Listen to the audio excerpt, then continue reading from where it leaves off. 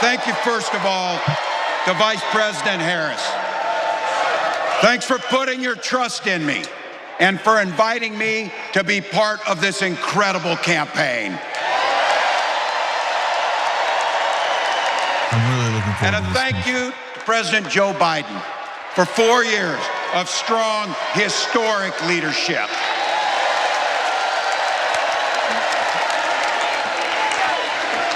She looks like a Saturday Night Live character. It's the honor of my life to accept your nomination for Vice President of the United States. She's probably on the name of the actress that I'm talking about. We're all here tonight for one beautiful, simple reason. We love this country. So thank you to all of you here in Chicago and all of you watching at home tonight. Thank you for your passion. Thank you for your determination. And most of all, thank you for bringing the joy to this fight. Oh, man, I just got to say, I know it's a coincidence, but we did Operation Hope. His daughter's name is Hope. We did Operation Joy. They're running the campaign on Joy. It's amazing. A town of 400 people. I had 24 kids in my high school class, and none of them went to Yale. I don't like when he says that, but I'm biased. Growing up in a small town like that, you learn how to take care of each other. That family down the road, they may not think like you do. They may not pray like you do. They may not love like you do, but they're your neighbors. And you look out for them, and they look out for you. Everybody belongs, and everybody has a responsibility to contribute. For me, it was serving in the Army National Guard. I joined up 2 days after my 17th birthday, and I proudly wore our nation's uniform for 24 years. My dad, a Korean War era Army veteran, died of lung cancer a couple years later. He left behind a mountain of medical debt. Thank God for Social Security survivor benefits. And thank God for the GI Bill that allowed my dad and me to go to college, and millions of other Americans. I love when people get shout out for a GI Bill. Eventually, like the rest of my family, I fell in love with teaching. Three out of 4 of us married teachers.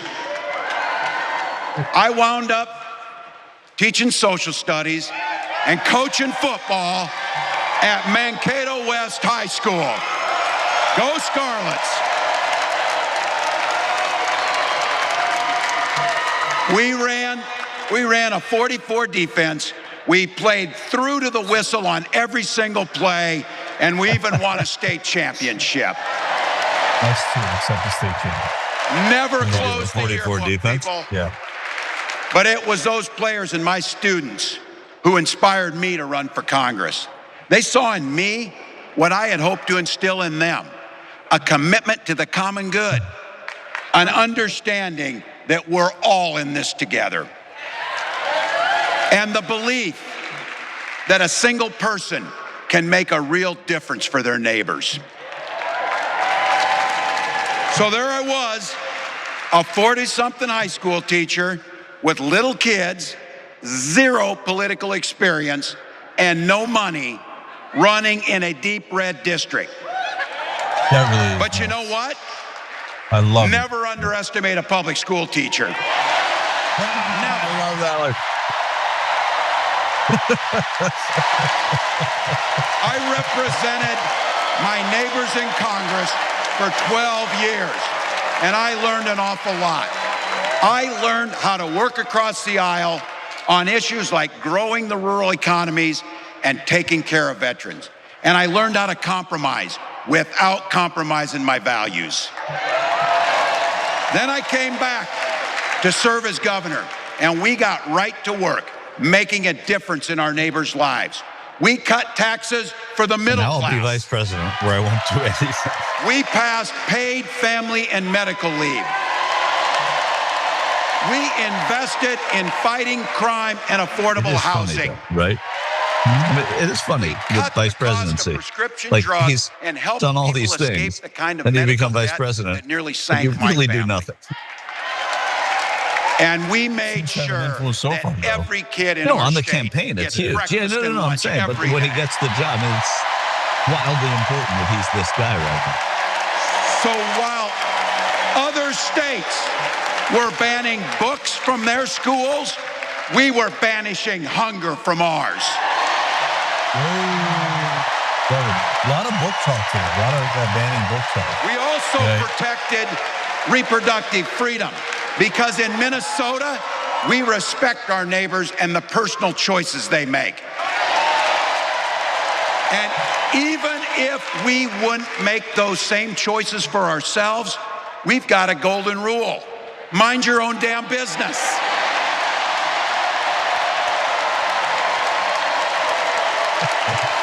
And that includes IVF and fertility treatments. And this is personal for Gwen and I. If you've never experienced the hell that is infertility, I guarantee you, you know somebody who has. And I can remember praying each night for a phone call. The pit in your stomach when the phone had rang, and the absolute agony when we heard the treatments hadn't worked. It took Gwen and I years, but we had access to fertility treatments. And when our daughter was born, we named her Hope. Hope, Gus, and Gwen, you are my entire world, and I love you.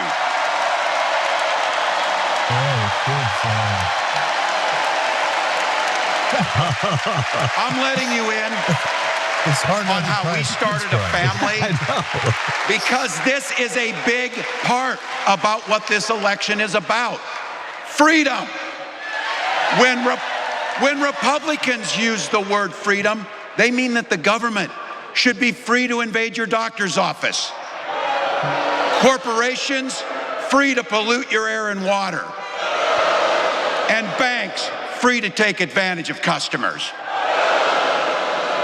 But when we Democrats talk about freedom, we mean the freedom to make a better life for yourself and the people that you love.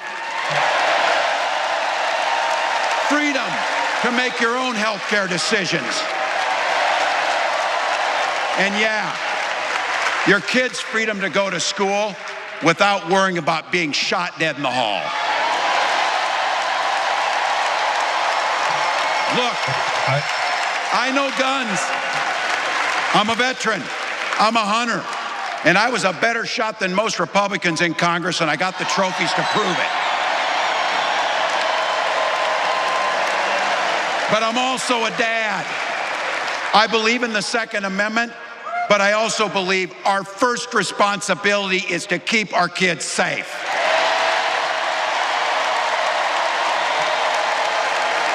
That's what this is all about. My whole life. The responsibility we have to our kids, to each other, and to the future that we're building together, in which everyone is free to build the kind of life they want. But not everyone has that same sense of responsibility. Some folks just don't understand what it takes to be a good neighbor. Take Donald Trump and J.D. Vance.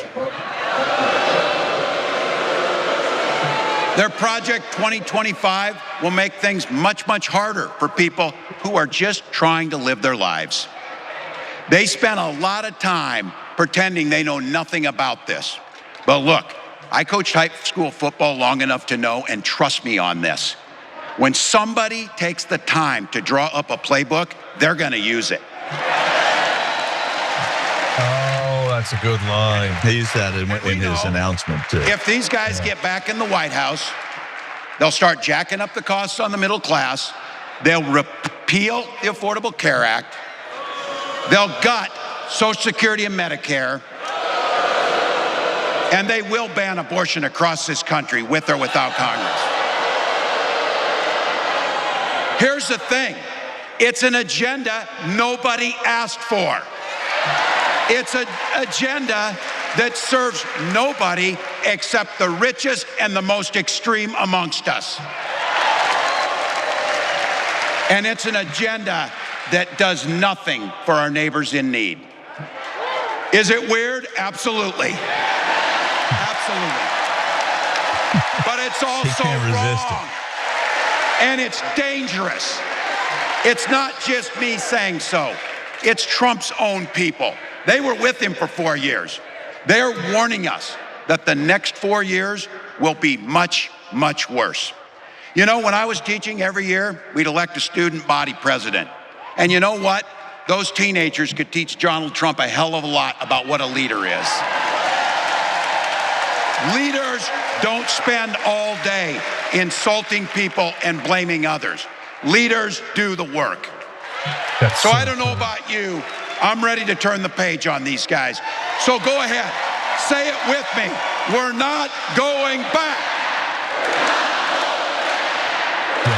A good leader doesn't go around. He did it. It's his fault. It's not my fault. It's that guy's fault. To offer the That's American the opposite people. of a good leader. It starts with our candidate, Kamala Harris. From her first day as a prosecutor, as a district attorney, as an attorney general, as a United States senator, and then our vice president, she's fought on the side of the American people. She's taken on the predators and fraudsters. She's taken down the transnational gangs, and she stood up to powerful corporate interests. She has never hesitated to reach across that aisle if it meant improving your lives. And she's always done it with energy, with passion, and with joy. Folks, we've got a chance to make Kamala Harris the next president of the United States.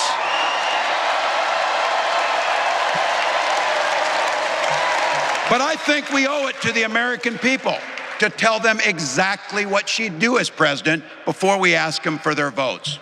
So here, this is the part, clip and save it and send it to your undecided relatives so they know. If you're a middle-class family or a family trying to get into the middle class, Kamala Harris is going to cut your taxes.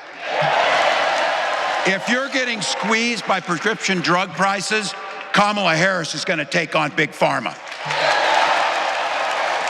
If you're hoping to buy a home, Kamala Harris is going to help make it more affordable.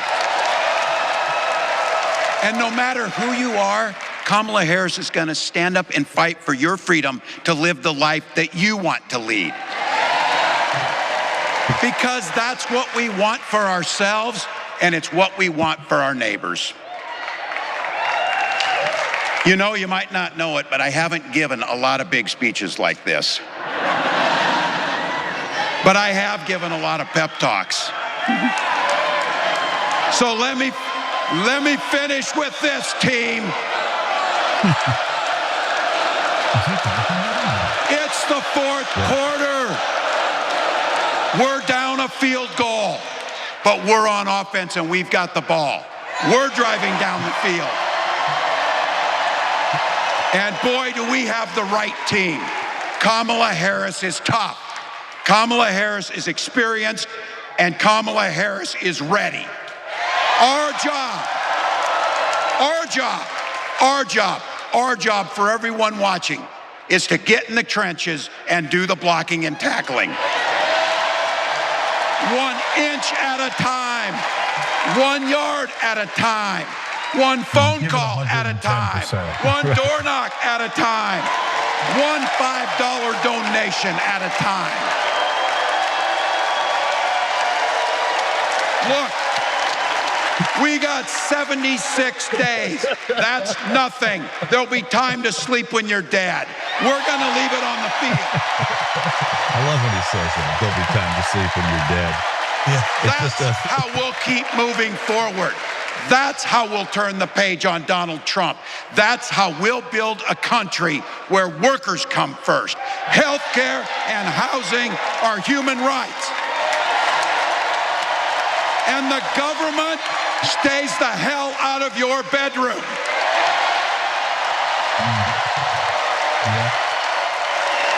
how we make America a place where no child is left hungry, where no community is left behind, where nobody gets told they don't belong.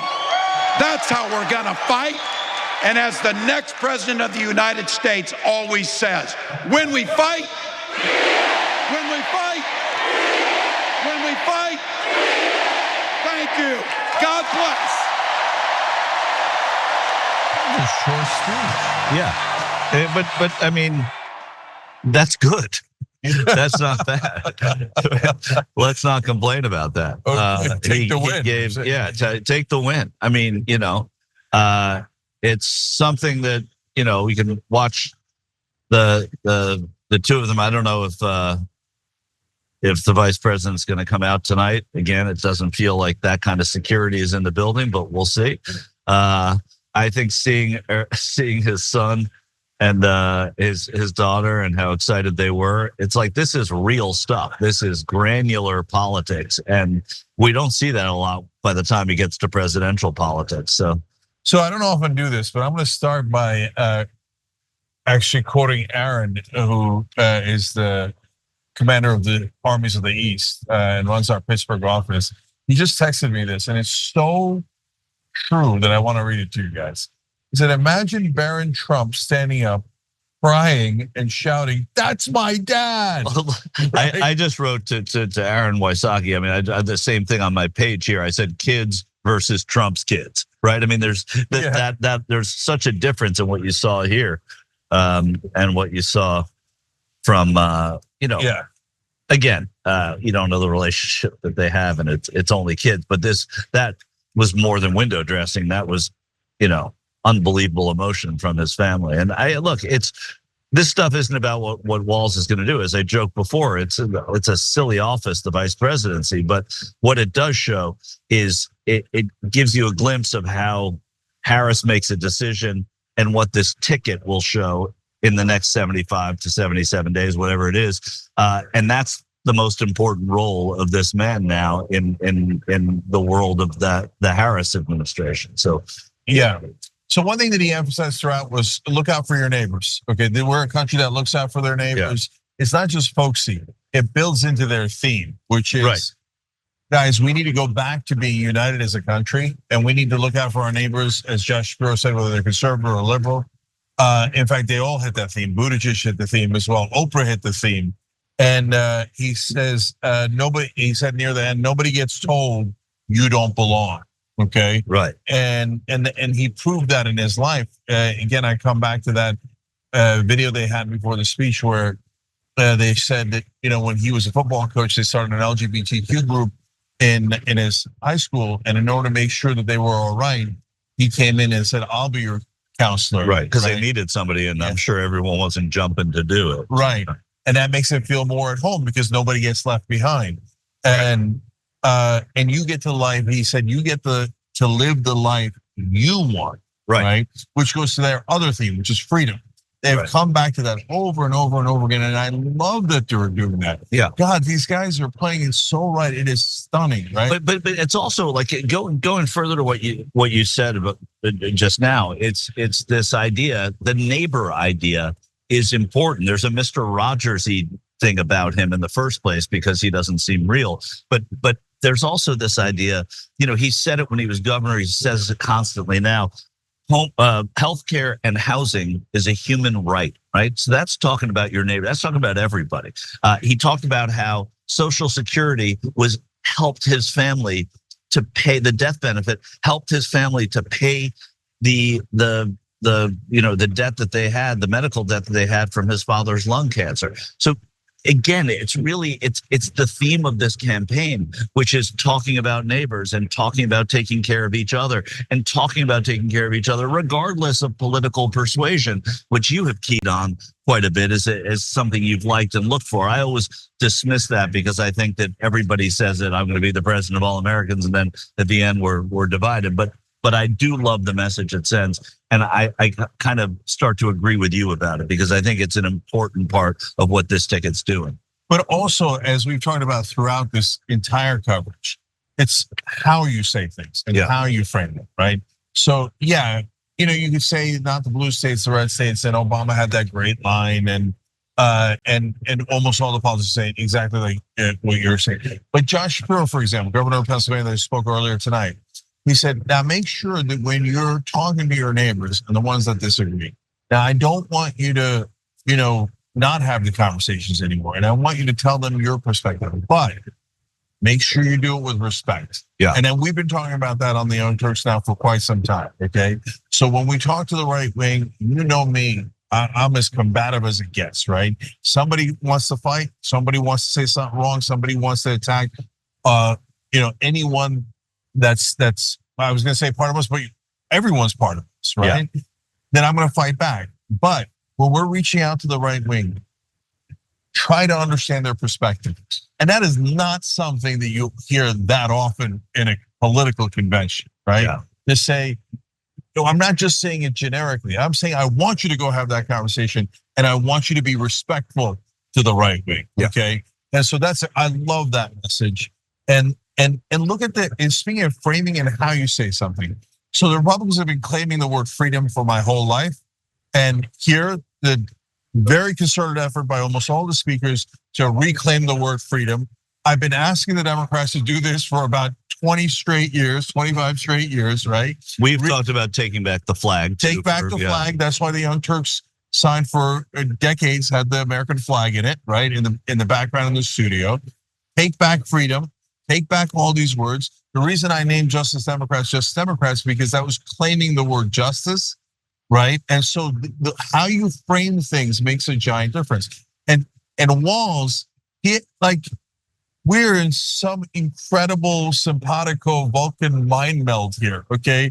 Because when he talked about freedom, he said, when Republicans say it, they mean freedom for corporations to abuse you or to maximize profit or to pollute the rivers, etc. When we say freedom, we mean freedom for you, right? And giving specific examples later in the speech saying, hey, we need the government to stay out of our bedrooms, right? And look at that, flipping the frame again. Now all of a sudden the Republicans are in favor of big government, right? It's so gigantic, it's between you and your doctor getting into your bedroom. This is stuff we talked about on the Young Turks for so long. Yeah. And when that line about freedom, I've been saying it for decades, guys. When the Republicans say freedom, freedom for who? Freedom for who? And what they mean is deregulation. I literally wrote about this in my book, that Lewis Powell in his notorious memo in 1971 that had such an enormous impact on this country. It was for the Chamber of Commerce. He talked about how the Chamber of Commerce could basically take over the government. And it's the core of my book, Justice is Coming. And he said, let's use the word freedom to mean deregulation, okay? So what that means is deregulate industries. And what does deregulation mean? Take away laws and restrictions so that we don't have to do worker safety. We don't have to worry about polluting the river. We can just do it. Freedom for business and for corporations, not for the average American, oftentimes against the average American. Finally, there's a Democrat who's saying it, right? And saying it effectively. Well, saying it nationally. He's been saying it in Minnesota for quite a while. He won by 11 points and then won by 8 points in 2022, which was a re-election year, but it was also, it was not, it was in the middle of a Democratic administration, and he won re-election in Minnesota by a lot. And they call it a purple state when your governor wins re-election by 8 points. It's not terribly purple. You're absolutely right, Cenk. So this is about the message of the ticket, right? This is about the message that Harris and Walz are sending together, but it's also about Harris and what this administration is going to prioritize. And as you said earlier, every word he said tonight was vetted by the people who are running this campaign. And those are Harris people. And so it's important to note that they're on the same page here. And Walz talked about turning the page. He talked about banned books. He talked about all of this. And it comes back to that same theme, I think, which is the theme of freedom or patriotism. I've been to several of these Democratic conventions. I don't think, I may be wrong, I've never seen USA signs at a Democratic convention, for whatever it's worth. It's not that they aren't full of patriots, but this campaign and these candidates have decided that this is the direction they're going, and it's working in that hall, and we'll see how it works in the country. I can't imagine the words of Tim Walz tonight didn't resonate with independent voters around the country, and maybe even some disaffected Republicans. I really believe that. It's really hard not to root for it, right? For Walz, yeah. For Walz. And so, you might have some preconceived notions about Kamala Harris or the Democratic Party, but I've seen right-wingers react now many times. We showed it to you on the show, where they'll go, well, I mean, yeah, he's likable. It's hard not to like him, but and he looks like Santa, but maybe he's evil Santa. Yeah, right. No, that's true. And they're flailing, right? Yeah. One small thing, as we draw a conclusion here, is that he also mentioned the GI Bill and how it paid for his dad's education and his education. And when Bernie was pushing for free college at the state colleges for anyone, I always thought, talk about the GI Bill, and how it gave people opportunity, right, that they didn't have. And talk about all the people who accomplished amazing things through the GI Bill, so that it gets into people's head, oh, this is not a giveaway. This is an investment in the American people. And the country made an investment in Tim Walz and his family through the GI Bill. And when they did, look at this. And his dad. And that investment paid off. And he became the governor of Minnesota, and then he paid it back or paid it forward by doing the free lunch for kids that need it, by doing paid family leave so you can take 12 weeks off, or actually in Minnesota, I think it might be 20, when you have a baby, right? This is what was so desperately needed. And if the national guys weren't going to do it, he was going to roll up his sleeves and do it anyway. Take care of your neighbors. So he did it for his neighbors in Minnesota. And this ticket, presumably, it's not as easy to do these things nationally, as we know. There's a Congress and there's a Senate representing bigger differences than what happens in the Minnesota legislature. But this shows you the priorities of the ticket. Hard to see objectively. I'm not being biased here. Objectively, hard to see how this doesn't hit home with a lot of people who watched it tonight. And I have to think there are more than just Democrats watching this. Yeah, absolutely. And look, I got one last point here, but as we go to that point, I appreciate everybody that allowed us to do this by giving it tyt.com/DNC. I would love to get to that goal before the convention's over. I appreciate you guys. I appreciate everyone who's a member. We're going to do an extra episode for members, so hit the join button below. But guys, with Tim Walz, the reason why there's so much energy, and it's palpable in the building and everywhere he goes, and especially for progressives who have become pretty jaded to the Democratic Party and to politics overall. And by the way, Wes Moore had a good line about that, Governor Moore from Maryland. He said, I get skepticism, but make it your companion, but not your captor, okay? And it feels like this place is a little bit released from the being captive of skepticism. Right. I'm even starting to get a little bit up, like, me, I'm super hopeful, super optimistic in the long run. But in the short run, I'm beginning to let go of my skepticism a little bit, which is both exciting and a little scary. So the exciting part is, since he actually proved it in Minnesota, it's not just rhetoric. And that's what makes Tim Walz so different. And that's why Kamala Harris picking him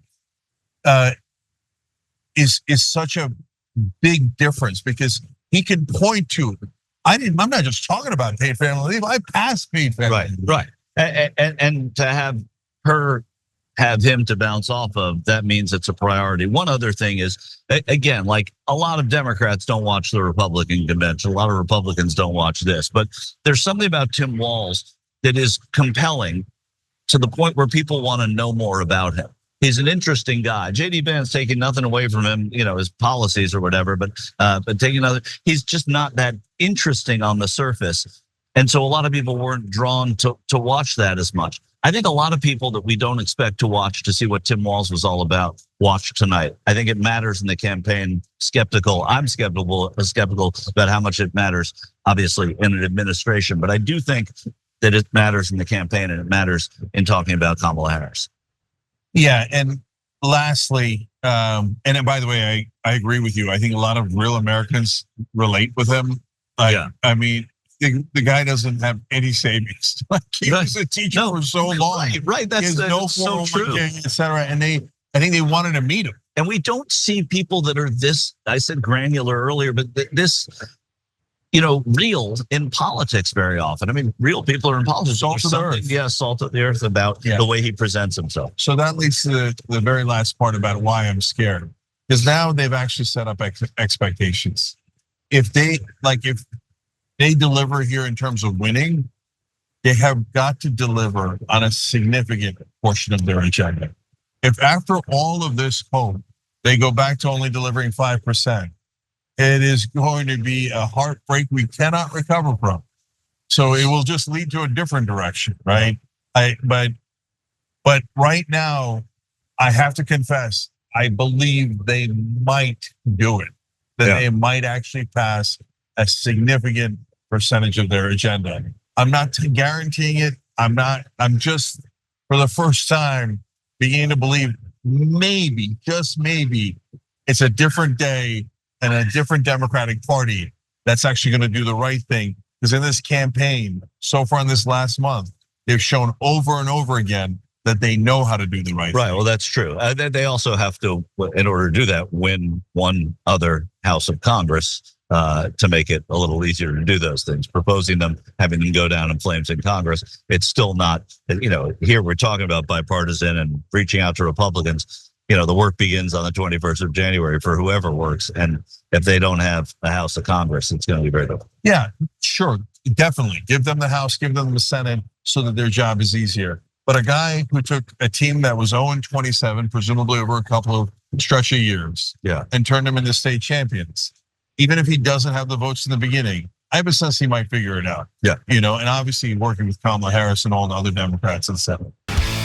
Thanks for watching the video, guys. We also love it if you hit the join button below, because that makes you a member, and members allow us to be independent, honest. We can be as progressive as we want, no corporate media influence, and that's all because of you guys. We love doing the show with our members. Hit the join button, become one of the Young Turks.